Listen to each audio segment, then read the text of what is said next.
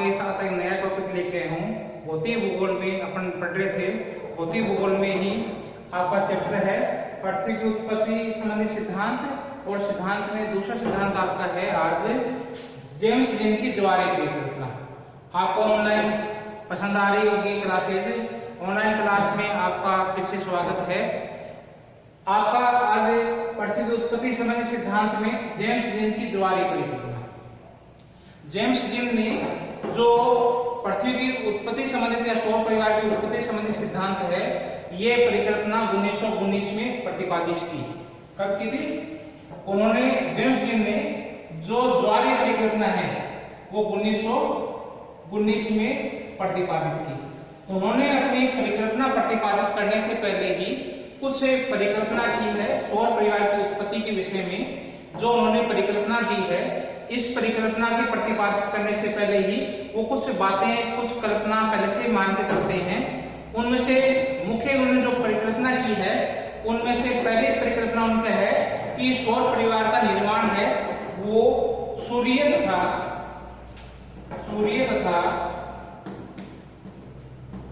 विशाल तारे के संयोग से हुई है। पहली परिकल्पना उन्होंने मानी है कि जो सौर परिवार है उसका निर्माण है सूर्य तथा एक अन्य तारे के संयोग से हुआ है। दूसरी उन्होंने माना प्रारंभ में सूर्य एक बहुत बड़ा गैसीय अवस्था में गैस का गोला था। तीसरी परिकल्पना उन्होंने मानी कि सूर्य के साथ ही एक अन्य विशाल दूसरा तारा था। सूर्य के साथ एक अन्य विशाल तारा था। चौथी परिकल्पना उन्होंने मानी कि सूर्य के साथ ही जो विशाल तारा था उसमें जो उसके सूर्य की तुलना में आकार और आयतन में काफी बड़ा था। सूर्य अपनी जगह स्थिर था, सूर्य अपनी जगह स्थिर था तथा जो साथी तारा था वो आकार और आयतन में साथी तारा स्थिर था तथा अपनी जगह ही घूर्णन कर रहा था। साथी तारा आकार तथा आयतन में सूर्य की तुलना में बहुत अधिक बड़ा था, विशाल था। पास आते हुए, छठा जो विशेषता है, पास आते हुए तारे का आकर्षण प्रभाव सूर्य पर पड़ा, सूर्य के बाह्य भाग पर पड़ा। जो साथी तारा था, साथी तारा एक पथ के सहारे इस प्रकार से गति कर रहा था कि वह सूर्य की ओर आ रहा था, सूर्य के पास आ रहा था। इस प्रकार से ये 7 परिकल्पना पहले से ही मान के चलता है कि सौर परिवार का निर्माण है सूर्य तथा एक अन्य तारे के संयोग से हुआ है। प्रारंभ में सूर्य एक बहुत बड़ा गोला था, गैस का गोला था। सूर्य के साथ ही साथ एक विशाल एक अन्य तारा था जो उसके आयतन और आकार में सूर्य की तुलना में काफी बड़ा था। सूर्य अपनी जगह स्थिर था तथा अपनी जगह ही घूम रहा था। साथी तारा एक पथ के सहारे इस प्रकार से घूम रहा था कि वो सूर्य के पास आ रहा था। जो साथी तारा था उसका आकार तथा आयतन बहुत विशाल था और विशाल होने के कारण से वो उसकी आकर्षण शक्ति है उस सूर्य पर अधिक पड़ी। साथी तारा जो था उसके आकर्षण का प्रभाव सूर्य के बाह्य भाग पर पड़ा। सूर्य के आकर्षण का प्रभाव सूर्य के बाह्य भाग पर। इस प्रकार से अपना सिद्धांत देने से पहले ही जेम्स डीन कुछ परिकल्पना मान के चलता है। इसके बाद में उन्होंने जो अपना सिद्धांत दिया तो सिद्धांत में क्या था कि साथी तारा निरंतर एक पथ के सहारे, अब देखो ये तो सूर्य है और ये तारा है। ये तारा आकार और आयतन में सूर्य की तुलना में बड़ा है, सूर्य अपनी जगह स्थिर है तथा अपनी जगह ही घूम रहा है। साथी तारा एक मार्ग के सहारे इस प्रकार से गति कर रहा था या पथ पर ऐसे मार्ग पर चल रहा था कि ये आगे की तरफ बढ़ रहा था तो ये सूर्य के नजदीक आ रहा था, पास आ रहा था। जैसे जैसे ये साथी तारा आगे की तरफ बढ़ रहा था, सूर्य की तरफ बढ़ रहा था, तो इसका जो आकर्षण शक्ति है, साथी तारे की आकर्षण शक्ति के कारण से सूर्य के बाह्य भाग में ज्वार उत्पन्न हुआ। जैसे जैसे ये तारा सूर्य की तरफ आगे की तरफ बढ़ रहा था तो इसकी आकर्षण शक्ति के कारण से सूर्य के बाह्य भाग में, जो गैसीय अवस्था में था, बाह्य भाग में ज्वार पैदा हुआ। क्या पैदा हुआ? ज्वार। इस ज्वार के कारण से एक स्थिति ऐसी आई कि ये तारा था, ये सूर्य के बिल्कुल नजदीक आ गया। नजदीक आने से क्या हुआ कि इस तारे की आकर्षण शक्ति के कारण से सूर्य के बाह्य भाग में एक बहुत बड़ा विशाल मात्रा में ज्वार पैदा हुआ। विशाल मात्रा में, इस विशाल मात्रा में ज्वार पैदा होने के कारण से जब एक स्थिति ऐसी आ गई कि बिल्कुल निकटतम आ गया तो हजारों किलोमीटर लंबा, ऐसी स्थिति में जब सूर्य के बाह्य भाग में जो आकर्षण शक्ति का प्रभाव पड़ा, फलस्वरूप सूर्य में ज्वार पैदा हो गया और जो ये सूर्य के पास में आता गया, विशालकाय तारा सूर्य के पास में आता गया तो आकर्षण शक्ति अत्यधिक बढ़ गई और आकर्षण शक्ति अत्यधिक बढ़ गई तो जो सूर्य के बाह्य भाग में तीव्रता से ज्वार पैदा हो गया, जिसके कारण से हजारों किलोमीटर लंबा सिगार के आकार में, ये देखो सिगार के आकृति में एक स्थिति ऐसी आ गई, ये निकटतम आ गया। अब ऐसी स्थिति में क्या हुआ, हजारों किलोमीटर लंबा, हजारों किलोमीटर ऊंचा सूर्य के बाह्य भाग में ज्वार पैदा हो गया। इस ज्वार के कारण से अब क्या हुआ, एक स्थिति तारा बिल्कुल निकट आ गया। अब निकट आ गया तो इसका सूर्य का जो परिणाम, इस तारे का अधिकतम प्रभाव पड़ा, आकर्षण शक्ति अधिकतम पड़ी। तो जैसे सूर्य निकटतम पहुंच गया, जिस कारण से अधिकतम आकर्षण शक्ति के कारण से एक विशाल फिलामेंट है वो सूर्य से बाहर निकल गया। बहुत सारे पदार्थ है वो बाहर की तरफ निकल गया, ये हजारों किलोमीटर लंबा है, ये फिलामेंट के रूप में एक पदार्थ बाहर निकल गया। इसको उन्होंने जो नाम दिया सिगार की आकृति का, सिगार की आकृति में क्या है, ये फिलामेंट इस सूर्य से बाहर निकल गया। अब साथी तारा निरंतर अपने पथ पर आगे की तरफ बढ़ गया।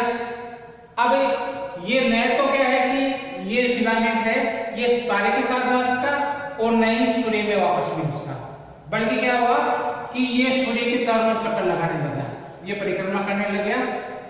बाद में यही फिलामेंट है, ये जो मिश्रित पदार्थ है, बाद में ठंडा हो गया, यही फिलामेंट बाद में 9 भागों में टूट गया और इससे 9 ग्रहों का निर्माण हुआ।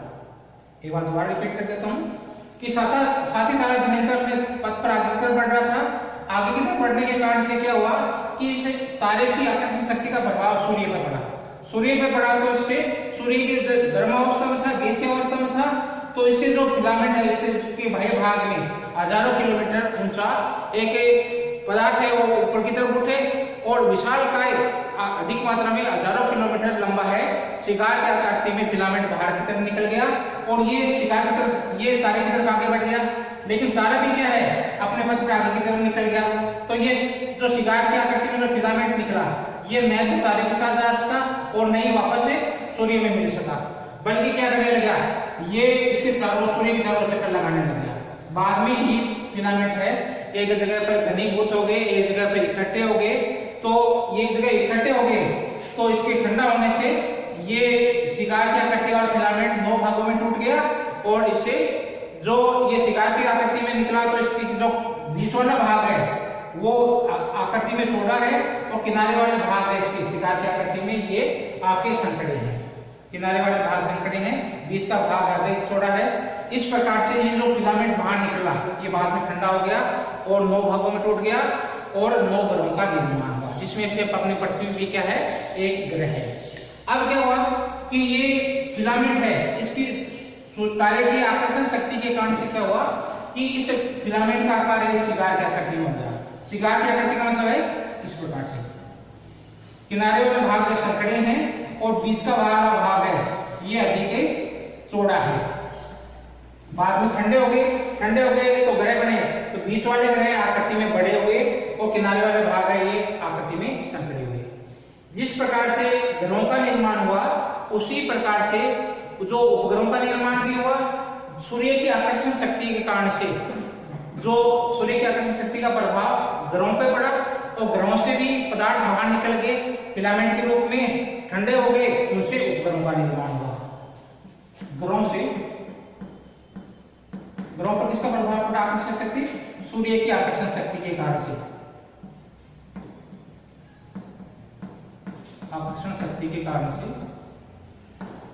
ग्रहों पर आकर्षण शक्ति का प्रभाव पड़ा और ग्रहों के आकर्षण शक्ति के प्रभाव से तो उससे फिलामेंट निकले ग्रहों से, और वो भी क्या है, ग्रहों के चारों चक्कर निकालने लगे तो ग्रहों का निर्माण हो गया। जिस प्रकार ग्रहों से सूर्य से ग्रह का निर्माण हुआ, उसी प्रकार से जो इस फिलामेंट है या जो ग्रह बन गए थे, ग्रहों से भी पदार्थ बाहर निकले, उनसे उपग्रहों का निर्माण हुआ। उपग्रहों का निर्माण हुआ। अब ये जो आपका सिद्धांत है, ये परिकल्पना है, जेम्स लिन की जो परिकल्पना है जो 1919 में प्रतिपादित थी, इन्होंने भी अपने सिद्धांत को दिया, पृथ्वी की उत्पत्ति संबंधित परिकल्पना दी। इस परिकल्पना द्वारा पृथ्वी की उत्पत्ति के साथ ही साथ सौर मंडल की अनेक समस्याओं का समाधान भी यह सिद्धांत करता है।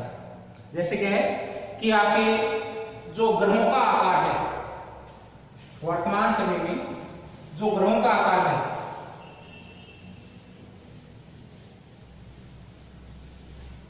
पहली समस्या क्या है, समाधान क्या करता है, ग्रहों का आकार। सूर्य से जो फिलामेंट निश्चित बाहर हुआ, पदार्थ बाहर निकले, सूर्य से जो निश्चित पदार्थ बाहर निकले, फिलामेंट बाहर निकले, इस फिलामेंट का आकार सिगार की आकृति में निकला है। इस सिगार की आकृति में निकलने के कारण से क्या हुआ कि जो ग्रह हैं, जो बीच में इस पदार्थ थे अधिक मात्रा में इकट्ठे हो गए थे, बड़े आकार में है, और किनारे वाले भाग है ये संकरे आकार में है। तो जो ग्रह बने, ग्रहों का जो आकार है, वर्तमान ग्रहों का आकार है, बीच में बड़े हैं, किनारे वाले भाग है वो संकरे हैं। तो वर्तमान में यही इस सिद्धांत, ये जो परिकल्पना है, ये वर्तमान ग्रहों की जो उनका क्रम पाया जाता है उससे पूर्ण रूप से क्या है, संतुलित अवस्था में है। ये मानते हैं वर्तमान में, ये देखने को मिलता है अपन को कि ये सिगार की आकृति में जो ग्रह बने, ये देखो आप इसमें कि सूर्य के जो पास में है, बुध ग्रह सबसे पास में है, ये आकृति में सबसे छोटा है। फिर बृहस्पति से बुध शुक्र है, फिर आपका पृथ्वी है, मंगल है, फिर आपका बृहस्पति है, शनि है, अरुण है, वरुण है। तो बीच में जो आपका बृहस्पति और शनि ग्रह हैं, ये आकार में बड़े हैं, जबकि किनारे वाले भाग हैं, इसमें आपके बुध ग्रह बने और शुक्र ग्रह बने, ये आकृति में छोटे हैं। ये इसी प्रकार अरुण, वरुण और ये प्लूटो है, ये आकृति में क्या है, छोटे हैं। तो वर्तमान में जो ग्रह हैं उनसे पूर्ण रूप से ये तारतम्य रखते हैं। वर्तमान जो जितने ग्रह हैं, जैसे ये अपना सूर्य है, इस सूर्य का जो बिल्कुल पास में बुध ग्रह है, ये आकृति में छोटे हैं, शुक्र उससे थोड़ा बड़ा है, बीच में बड़े हो जाएंगे। जिस प्रकार से ये बीच में बड़े हैं, पृथ्वी आपका ये बृहस्पति, शनि, अरुण, वरुण, बीच वाले भाग ये जो है ये ग्रह आकृति में बड़े हैं, किनारे वाले आकृति में छोटे हैं, और फिर आकृति में छोटे हैं, सिगार की आकृति में है। तो आप लोगों को समझ में आ जाना चाहिए कि ये जो बीच वाले भाग है ये आकृति में बड़े हैं, जबकि किनारे वाले भाग है ये आकृति में छोटे हैं। इसी प्रकार से दूसरा उपग्रहों का आकार।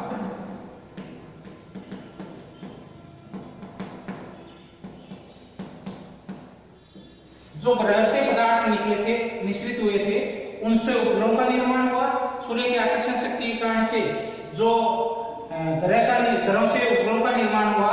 जिन ग्रहों का आकार बड़ा है, जिनके उपग्रहों की संख्या ज्यादा है, तो जो उसमें भी यही क्रम देखने को मिलता है कि जो उपग्रह जिसके ज्यादा से ज्यादा उपग्रह हैं तो 20 का उपग्रह आकृति में बड़ा है और किनारे वाले जो उपग्रह हैं वो आकृति में छोटे हैं।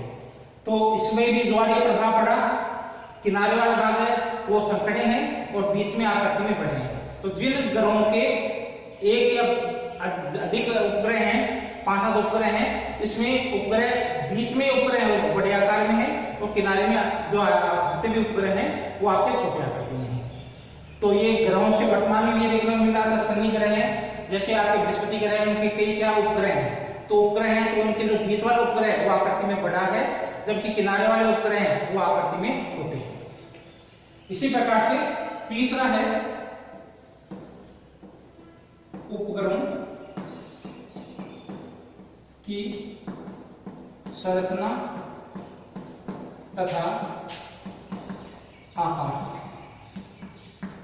तो उपग्रह है उनकी संरचना और आकार, जैसे ही सूर्य के बाह्य भाग से जो फिलामेंट्स निश्चित हुआ, जो वायु पदार्थ बाहर निकले, तो उनसे जो शिकार की आकृति में थे, जो किनारे वाले भाग है उसमें छोटे आकृति में और बड़े वाले भाग में बड़े आकृति में।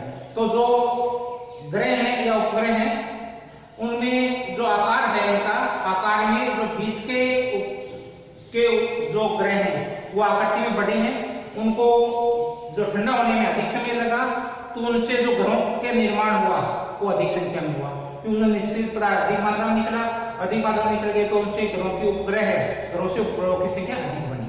आकार में छोटे हैं उपग्रह लेकिन संख्या में अधिक है। जैसे आपके बृहस्पति और शनि आकार में बड़े हैं, विशाल मात्रा में है, गर्म अवस्था में कई समय तक ये गर्म अवस्था में रहे, इसलिए इनके उपग्रह अधिक संख्या में मिले, बड़े और अधिक संख्या में मिलते हैं, क्योंकि उनको ठंडा होने में अधिक समय लगा होगा और ठंडा होने में अधिक समय लगा तो उनके उपग्रहों की संख्या ज्यादा है, लेकिन आकृति में छोटी है। इसी प्रकार से जो आपका जो मध्यम आकार के हैं, जैसे आपका मंगल ग्रह है, बृहस्पति, आपका ये पृथ्वी है या वरुण है, इनकी क्या है मध्यम आकार के हैं, इनको 20 का समय लगा, तो इनके जो उपग्रह बने वो जो आपके आकृति में तो बड़ी आकार में है लेकिन संख्या में कम, 1 या 2 बने, लेकिन जो उनका आकार है वो अधिक बड़ा है। इसी प्रकार जो तीसरा है आपका इसमें है जो छोटे ग्रह हैं उनके उपग्रह है ही, क्योंकि जैसे ही ये पदार्थ बाहर निकला ठंडा हो गया होगा, ठंडा हो गया तो उसे किसी प्रकार का कोई उपग्रह नहीं बना है। चौथा है आपका समस्या का समाधान करने के लिए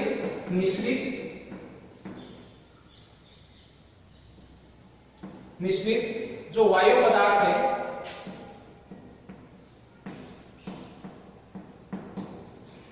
का आकार। मिश्रित वायु जो पदार्थ है उनका जो आकार है वो भी शिकार के समान है। अब ये शिकार की आकृति में क्यों निकला था? शिकार की आकृति में किस प्रकार बन गया?